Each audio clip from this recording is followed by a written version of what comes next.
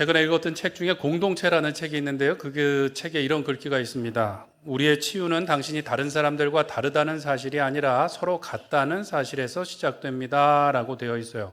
공동체라는 주제를 다루고 있는데 우리의 치유는 우리가 서로 다른 사람하고 다르다는 것이 아니라 같다는 데서 시작된대요. 이게 무슨 말인가 하면요. 우리가 교회 와서도 나는 좀 달라. 그리고 마음을 열지 않고 이렇게 혼자 앉아 있는다는 거예요. 뭐가 달라요? 내 신앙은 조금 더 특별해. 또 그런데 참 이중적인 것이 뭔가 봉사하고 섬겨야 될 땐 또 다르게 얘기해요. 나는 좀 더 힘들어.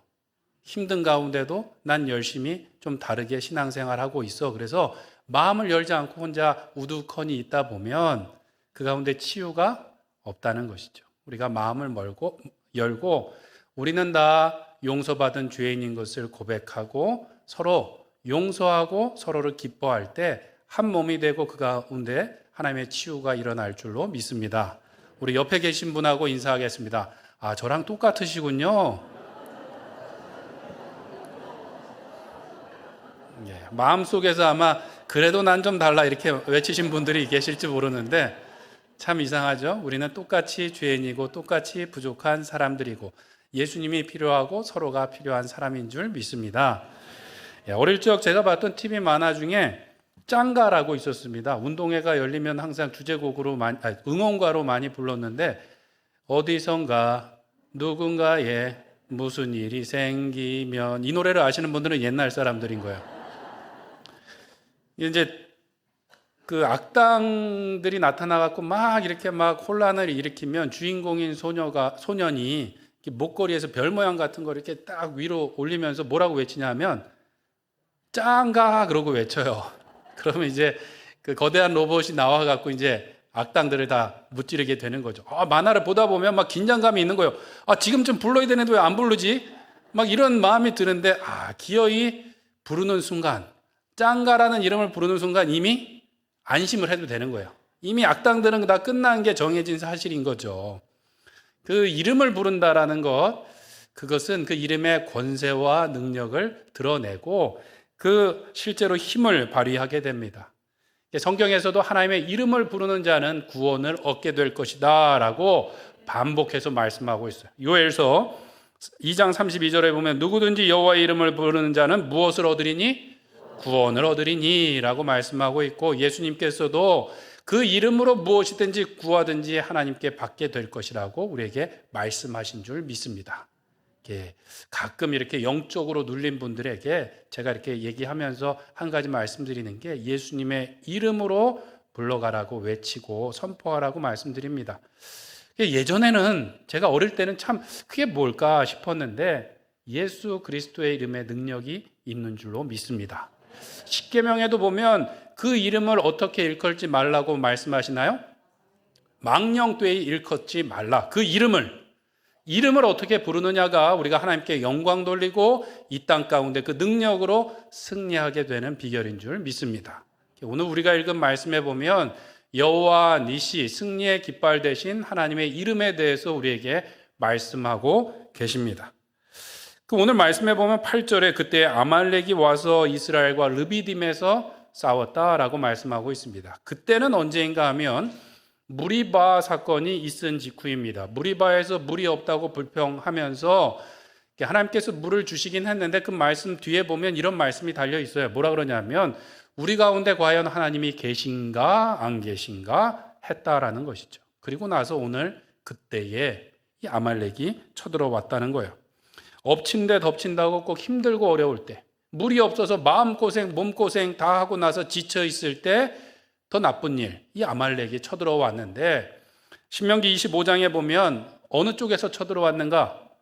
뒤에서 쳐들어온 거예요. 지치고 또 약한 사람들, 여자들과 아이들과 노약자들이 뒤에 쳐져 있는데 그리로 쳐들어와서 공격을 해왔다라는 것이죠. 모세가 여호수아에게 너는 우리를 위하여 사람을 택하여 나가서 싸우라고 이야기하고 나는 하나님의 지팡이를 들고 산 꼭대기에 올라갈 것이다 라고 이야기했습니다. 그래서 모세가 지팡이를 들고 산에 올라가서 그것을 하늘로 올리니까 이스라엘이 이기고 내리면 아말렉이 이기고 이렇게 되더라는 거예요. 여기서 이기다라는 표현은 점점 강해지다라는 표현이에요.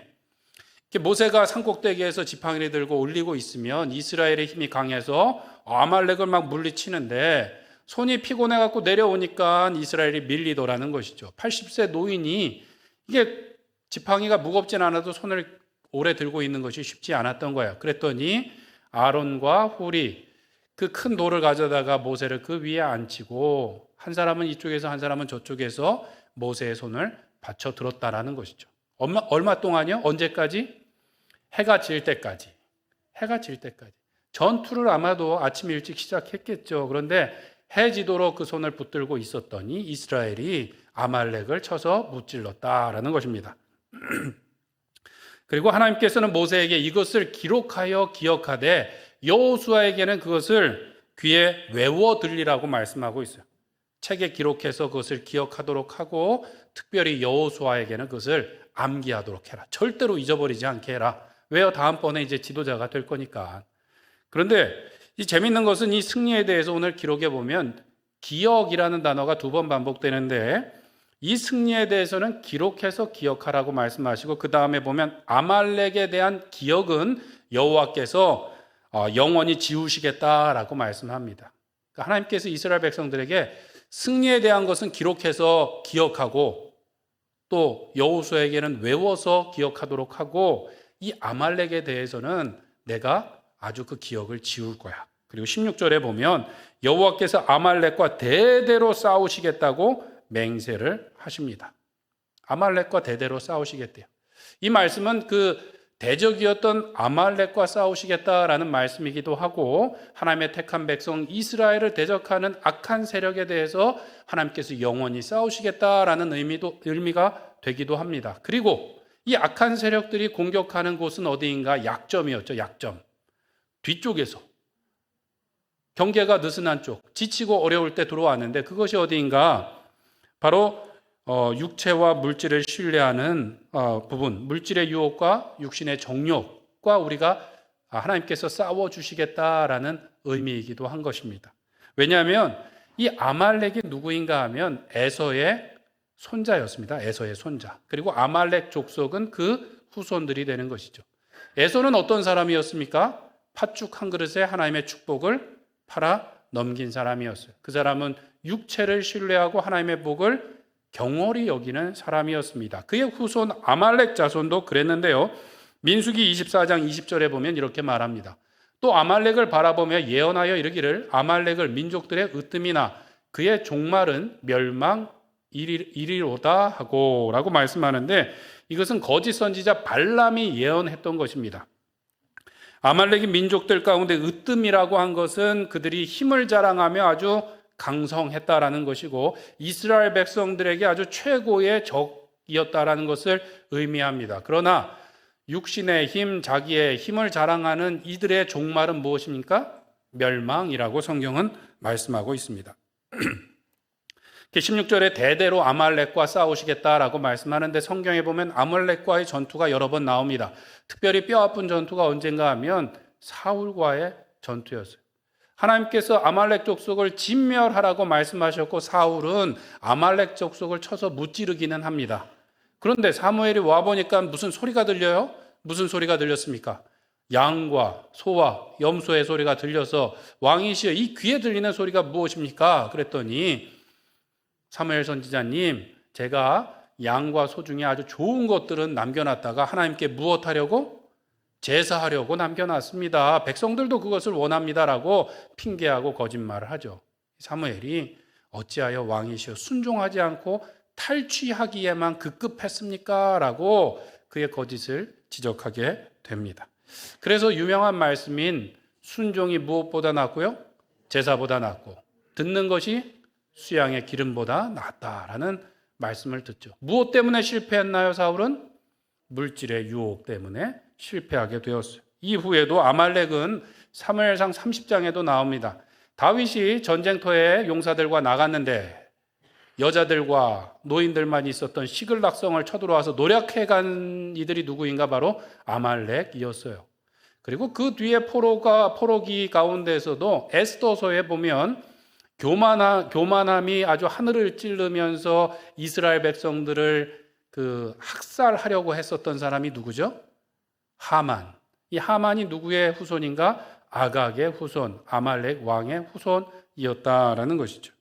이 아말렉은 끈질기게 이스라엘 백성들의 약점을 노리고 공격해 왔다라는 거예요. 이 아말렉은 무엇을 상징한다고요? 하나님의 백성을 대적하는 악한 세력을 상징하고, 특별히 무엇을 공략하나요?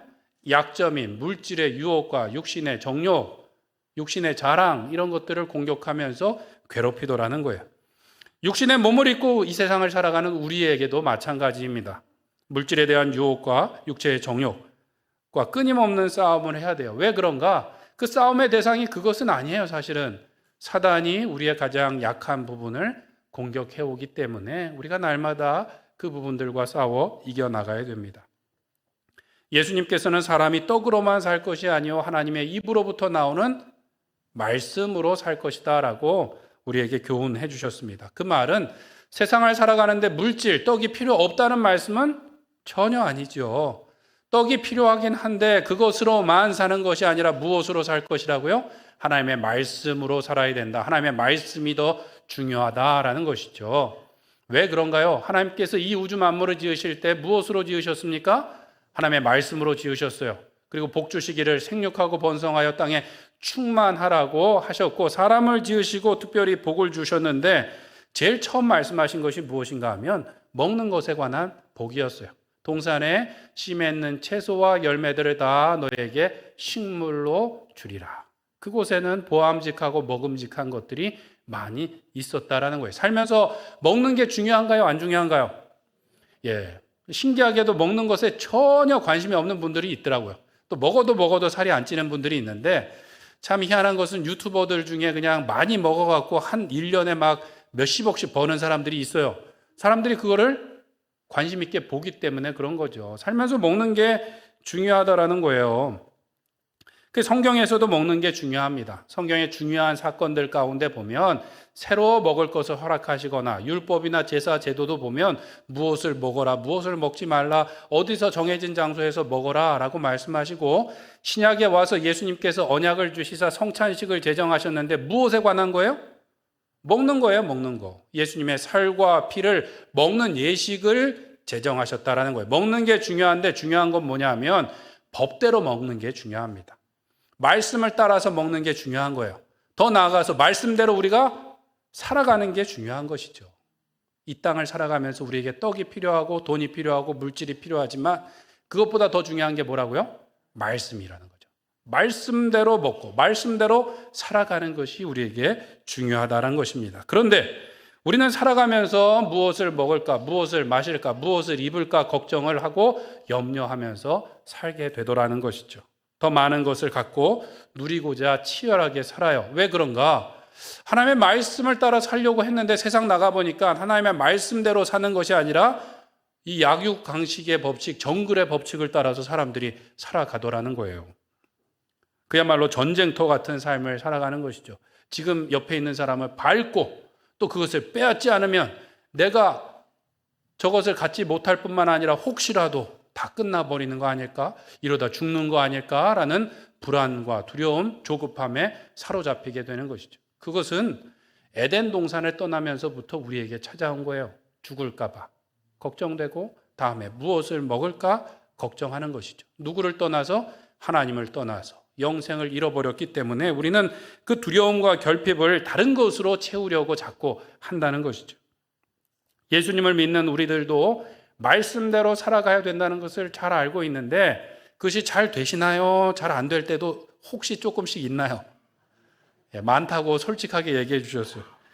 우리가 하나님의 말씀대로 살아가야 된다라고는 하지만 세상의 법칙을 따라 살 때도 있고, 물질보다 하나님의 말씀이 우선이라고 하지만 물질을 우선할 때도 있고, 이 정도는 하나님이 이해해 주실 거야 라고 내가 스스로 나를 이해시키고 때로는 속일 때도 있다는 것이죠. 로마서 7장에 보면 사도 바울도 이렇게 이야기합니다. 오라 나는 어떤 사람이로다? 공고한 사람이로다. 이 사망의 몸에서 누가 나를 건져내랴. 22절 말씀엔 더 나아가서 이럽니다.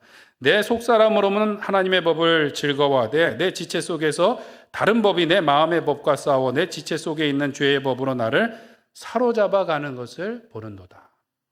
바리새인 중에 바리새인이고 그렇게 열심히 있었던 바울도 그 싸움에서 자기 스스로 이길 수 있다는 건가요? 없다는 건가요? 없다는 거예요. 내 마음으로는 하나님의 법을 사랑하는데 그렇게 안 되더라는 거예요. 정말 탄식할 정도로 안 되고 내가 끌려가는 것을 보는도다. 그래서 무엇으로 살아야 될까요?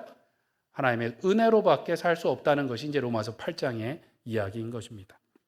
우리의 싸움은 이 혈과 육에 대한 것이 아니라 공중의 권세 잡은 자, 악한 마귀와 사탄에 대한 영적인 싸움이고 그 영적인 싸움은 우리의 약점인 물질의 유혹과 육체의 정욕 가운데 찾아올 때가 있기 때문에 우리가 날마다 전신갑주를 입고 그 영적인 전투에서 승리해야 될 줄로 믿습니다. 어떻게 그렇게 승리할 수 있는가? 첫 번째로 하나님을 향하여 우리가 손을 들어야 되겠습니다. 9절 말씀을 한번 읽어보겠습니다. 시작. 모세가 여호수아에게 이르되 우리를 위하여 사람들을 택하여 나가서 아말렉과 싸우라. 내일 내가 하나님의 지팡이를 손에 잡고 산 꼭대기에 서리라. 아멘. 여호수아에게는 사람들을 택하여 가서 싸우라 그러고 모세는 산 꼭대기에 올라가서 지팡이를 손에 들고 하늘을 향하여 손을 들었습니다. 기도했다는 것이죠. 전쟁의 승패가 어디에 달려 있었나요? 여호수아에게 달려 있는 것이 아니라 모세의 기도 가운데 달려 있었다는 거예요. 손이 올라가 있으면 이스라엘 백성들이 이기고 손이 내려오면 아말렉이 강성해지고 어디에 달려 있었다고요? 기도의 싸움의 결과가 달려 있었다라는 거예요. 나가서 싸울 사람이 없어도 된다는 것이 아니라 이 모든 전쟁의 결과는 하나님께 달려 있다라는 것이죠. 근데 사람들 중에는 참 재밌는 게 성경에 보니까 모세가 지팡이를 손에 들었다 그랬지 기도하는 표현은 안 나왔는데요. 이렇게 묻는 사람들이 있었어요. 그냥 성도님들이 아니라 학자들 중에도 이거 기도했다라는 표현이 없는데 그렇게 나옵니다. 근데 기도했다는 표현이 아니면 무엇일까 살펴보아도 재밌습니다. 왜냐하면 성경에서 하나님께서 손을 높이 드신다라는 표현이 시편 가운데 많이 나와요. 시편 89편 11절에 보면 주의 손은 강하고 주의 오른손은 높이 들리우셨나이다. 이게 무슨 말일까요? 주의 손이 강한데 하나님의 손이 높이 들리우셨대요. 하나님이 다스리신다라는 표현이죠. 하나님이 다스리신다. 하나님이 승리하셨다라는 표현이에요. 반면에 사람이 손을 든다라는 것은 맹세하고 관계가 있습니다.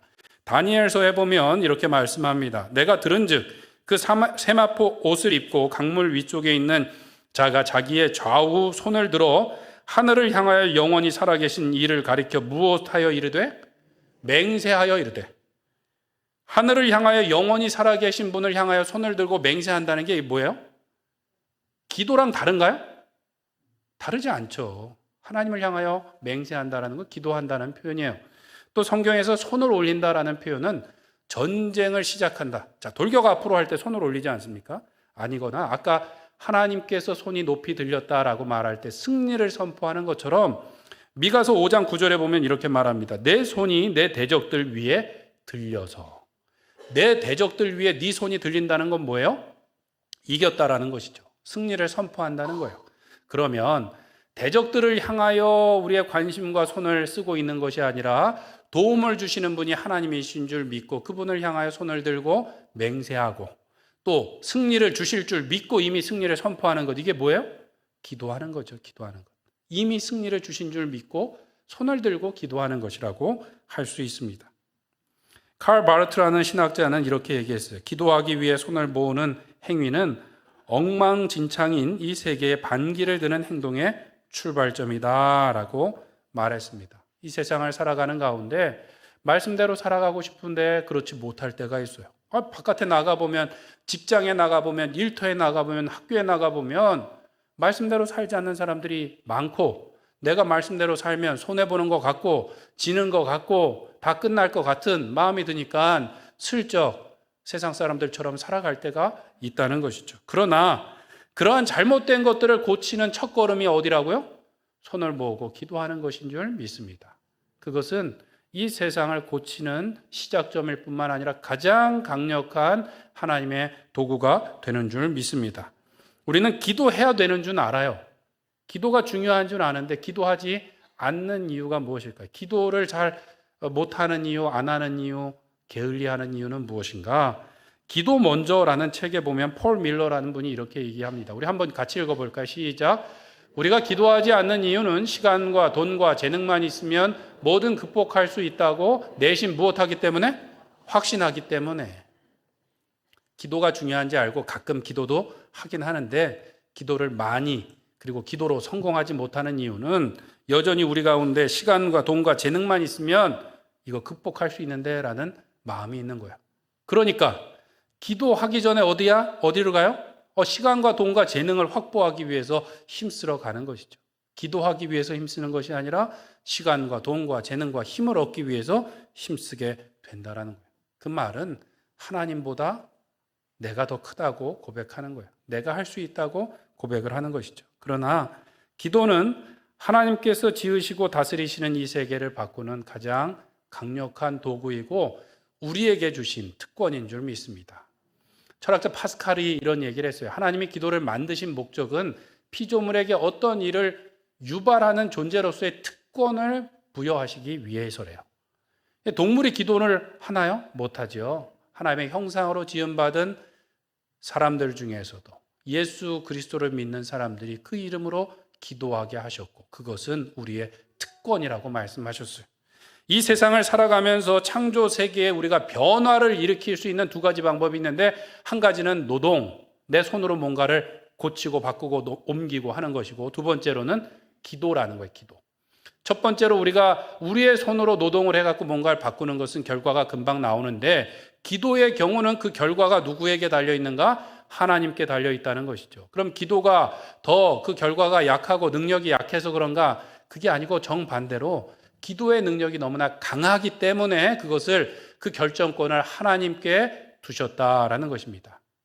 기도가 일단 시작되면 시간과 공간을 초월하기 때문에 그것을 하나님께 두지 않고 내게 두었다면 그 기도 때문에 우리가 망할 수 있기 때문에 하나님께서 그 결재권을 하나님이 두셨다라는 것이죠. 이렇게 말씀드려도 아니 그거 좀 우리에게 나눠주시면 좋을 텐데 라는 마음이 드실 수 있어요. 그런데 생각해 보면 그렇습니다. 어린 자녀들을 키우실 때 보면 아이가 달라는 거 다 줄 수 있나요? 없나요? 없죠. 달라는 것 중에 사실은 주지 못할 것들이 더 많을 수 있습니다. 그리고 참 희한한 것은요. 달라는 것 중에 뭐 위험한 물건이 아니긴 한데 달라고 때를 써서 줘요. 그럼 아이들이 이게 아니래요. 딱 열어보더니 이게 아니고 딴 거를 또 요구할 때가 있더라고요. 한 번도 그런 경험이 없으신가요? 모른 척 하시는데 사실 그게 우리 얘기입니다. 우리 얘기. 우리가 달라고 하나님께 떼쓰고 조르고 이게 맞아요라고 아주 그냥 난리를 피는데 그게 위험해서 안 주시는 것도 있지만 하나님 이게 정말 맞아요. 이것만 주시면 돼요 라고 그렇게 그냥 때를 써서 하나님 주셨는데 받고 나서 뭐라 그러냐면 하나님 이게 아닌데요. 제가 원했던 게 이게 아닌데요.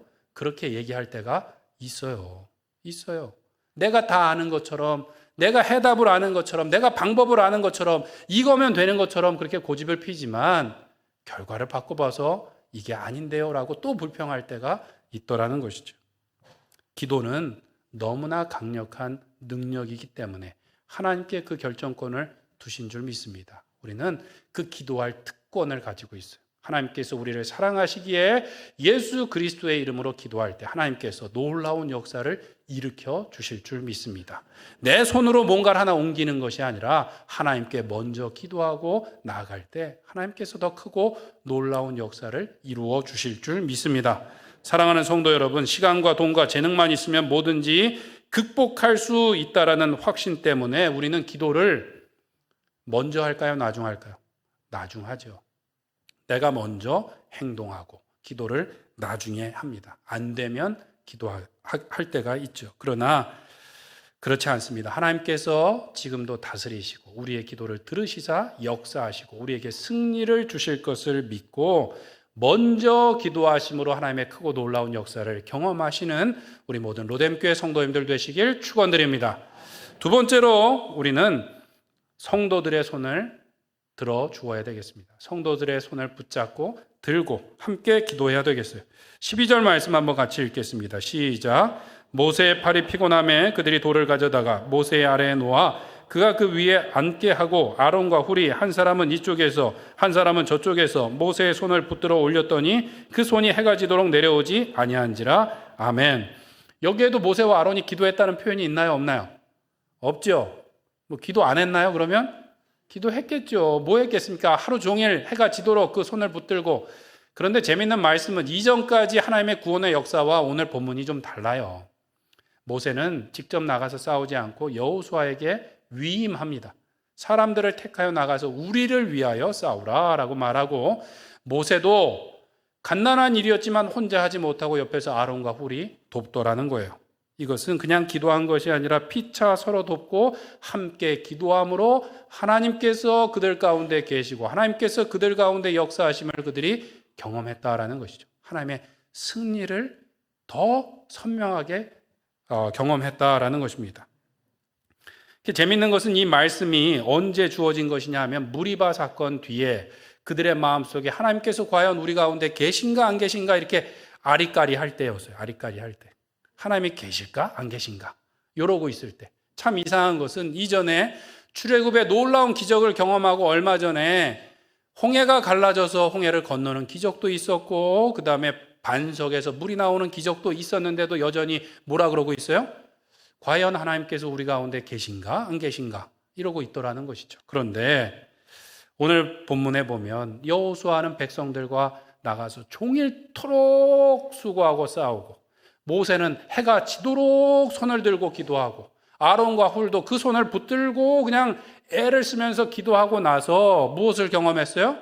승리를 주시는 하나님을 경험하고, 이전보다 더 좋아했을까요? 아니면 덜 좋아했을까요? 더 좋아했어요. 이전에는 하나님이 그냥 지팡이만 내밀면 역사해 주셨는데 이번에는 하루 종일 그냥 서로 같이 애썼는데 희한한 게 더 좋아하더라는 거예요. 잘 들으셔야 돼요. 그냥 뚝딱하고 됐을 때 좋아하는 게 아니라 함께 수고하고 함께 기도할 때 더 좋아했어요. 어떻게 알 수 있는가? 오늘 여호와 니시라는 이름이 무엇에 붙여진 이름입니까? 하나님께 드린 제단의 이름이에요. 그들이 예배했어요.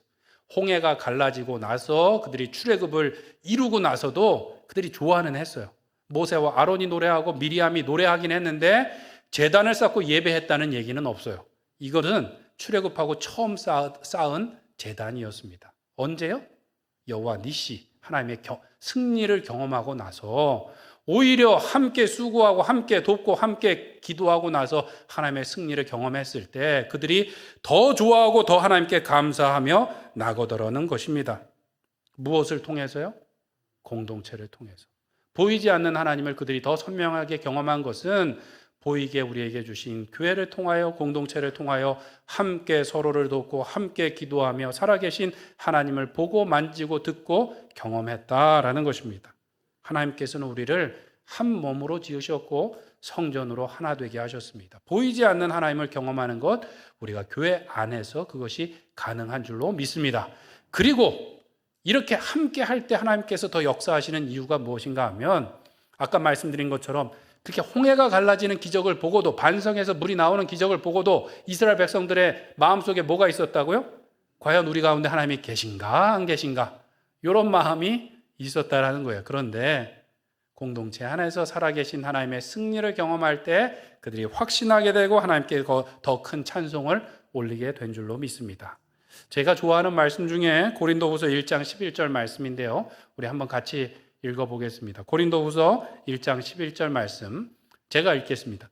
너희도 우리를 위하여 간구함으로 도우라. 이는 우리가 많은 사람의 기도로 얻은 은사로 말미암아 많은 사람이 우리를 위하여 감사하게 하려 함이라.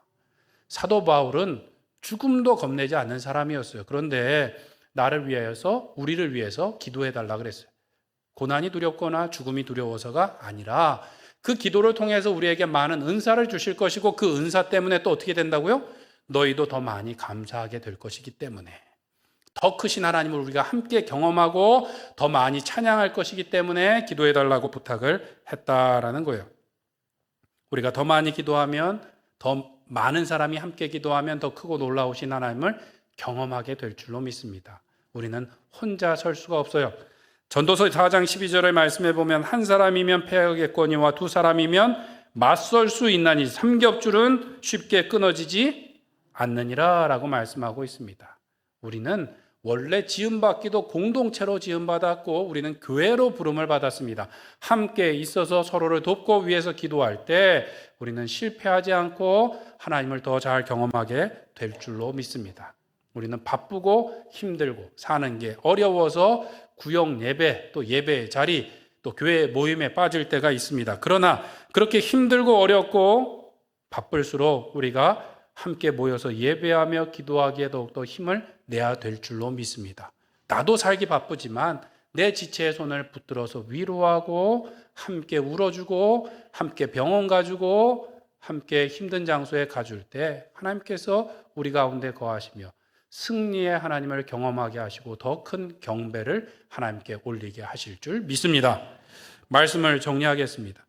거룩대 유혹이라는 책에 나오는 이야기인데요. 한 목사님께서 교회에서 남성 세미나를 하셨대요. 남자들만 모아놓고 남자들의 이야기를 했어요. 남자들이 이제 쉽게 빠지는 유혹들에 대해서도 얘기했는데 그 세미나가 끝나고 강사 목사님이 나가는데 한 남성이 쫓아 나오더라는 거예요. 목사님 오늘 강의가 너무 좋았습니다. 그동안에 저는 이런 그 남자들의 유혹들이 너무 강해서 힘들었는데 목사님 이 강의를 듣고 너무 큰 위로가 됐습니다. 라고 얘기를 하더래요. 강사 목사님이 다른 사람들보다 그런 어떤 유혹이나 그런 정욕들이 더 많이 강하신가 보네요. 그랬더니 맞습니다. 저를 이해해 주시니까 너무 감사하네요. 라고 이야기를 했다는 거예요. 강사 목사님께서 그러면 누군가가 누구예요? 하나님께서 그 남들보다 몇 배 강한 욕구를, 그 유혹을 낮춰주시면 되겠네요. 그랬더니 그렇다는 거예요. 그러면 하나님께서 정말로 그것을, 그 유혹들과 욕구들을 다른 사람들보다 더 낮춰주시면 어떻게 하시겠습니까? 무엇을 하시겠습니까? 라고 물었어요. 그랬더니 자신 없는 목소리로 얼버무리고 할 말이 없이 그냥 그건 이렇게 얘기를 하더래요. 왜 그런 거예요? 한 번도 생각해 보질 않았던 거예요. 누군가 나의 이 욕구를 낮춰줄 거라고 한 번도 생각하지도 않고 믿지도 않고 있었고 스스로를 속였다라는 것이죠. 강사 목사님이 이렇게 얘기했대요. 하나님께서는 감당할 만한 시험만 주십니다. 그것은 거짓말입니다. 우리의 육체의 그 유혹, 또 물질의 유혹에 우리가 그 거짓말에 속고 있었다라는 것이죠. 우리는 할 수 없지만 예수 그리스도는 우리를 승리하게 하실 줄 믿습니다. 너희가 세상에서는 환난을 당하나 담대하라. 내가 세상을 이겨노라 라고 말씀하셨습니다. 우리가 승리를 주시는 여호와 니시 하나님을 바라보며 손을 들고 기도하고 부족한 사람들이 모여서 함께 손을 붙잡고 기도하며 나갈 때 하나님께서 놀라운 역사를 우리 가운데 이루어 주실 줄 믿습니다. 우리는 다른 사람이 아니라 똑같은 사람입니다. 똑같이 죄인이고 똑같이 부족한 사람들이기에 오늘도 나의 부끄러운 죄를 공동체 앞에 내어놓고 기도하고 나의 부족한 것을 내어놓고 기도함으로 우리 가운데 거하시며 승리를 주시는 하나님을 경험하시고 그 하나님께 더 큰 경배와 영광을 올리시는 우리 모든 성도님들 되시길 간절히 축원드립니다. 우리 함께 기도하도록